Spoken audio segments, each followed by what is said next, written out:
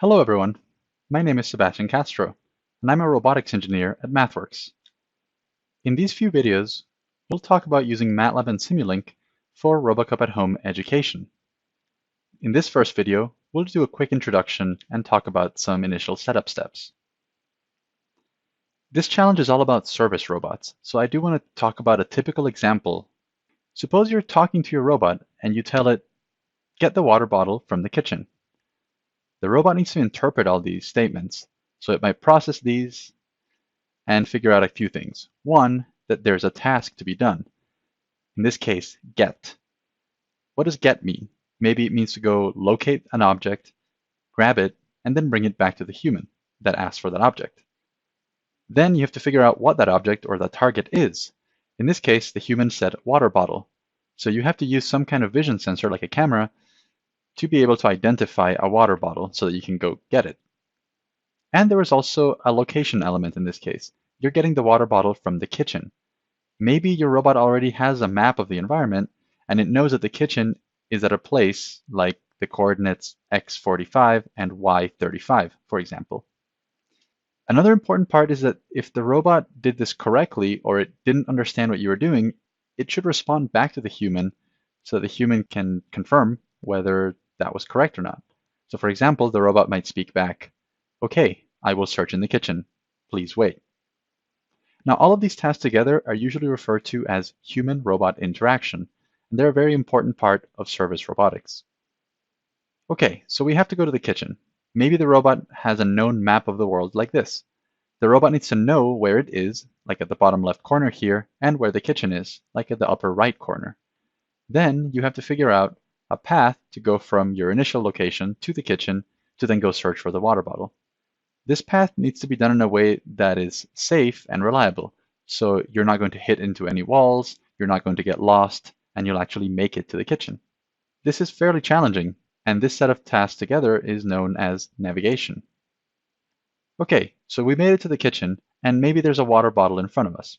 The robot might figure that out by using a vision sensor, like camera, to get an image of the environment. Suppose the kitchen looks like this. There's a table with a water bottle, a coffee maker, and a clock in the background. There needs to be something that figures out that the water bottle is at this location, and maybe to figure out also that you need to pick it up from the center. Based on that image, which is two-dimensional, you have to figure out where that object is in the 3D world so that you can move your arm to go pick that up. And that involves moving some kind of motors to turn joints or to open and close a gripper. Now, these two tasks together are respectively known as perception and manipulation. So in these next few videos, we'll look at how MathWorks software can be used to solve these types of service robotics tasks. And we'll be using three different main programs.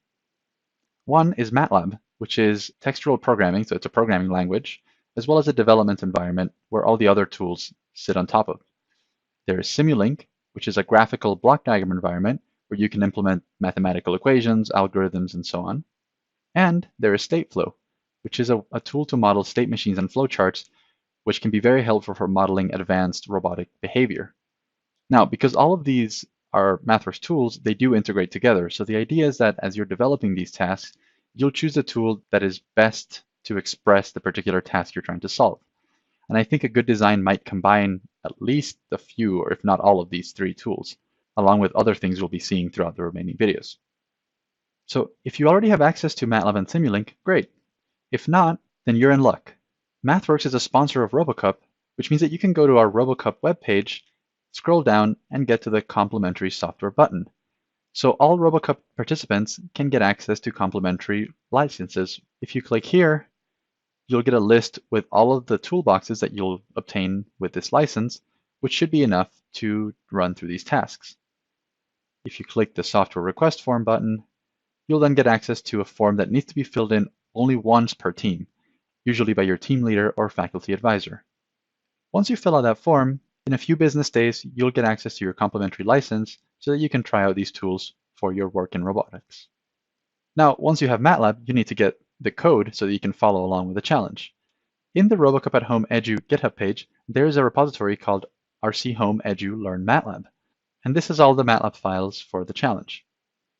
If you expand here the clone or download button, copy the URL, Then you can go to MATLAB and right-click in an empty folder and select under Source Control Manage Files the option to clone a Git repository based on what we just copied. We'll paste in our URL, select Retrieve, and in a few minutes, depending on your internet connection, you should have all the files that you need to run this challenge with MATLAB and Simulink. And there they are. So if you keep watching the next videos, we'll show you how to set this up and how to program your robots to do several of these tasks for service robotics that we just talked about. If you have any questions, feel free to email us at the email address listed here, roboticsarena@mathworks.com. Thank you, and have fun with the rest of the videos.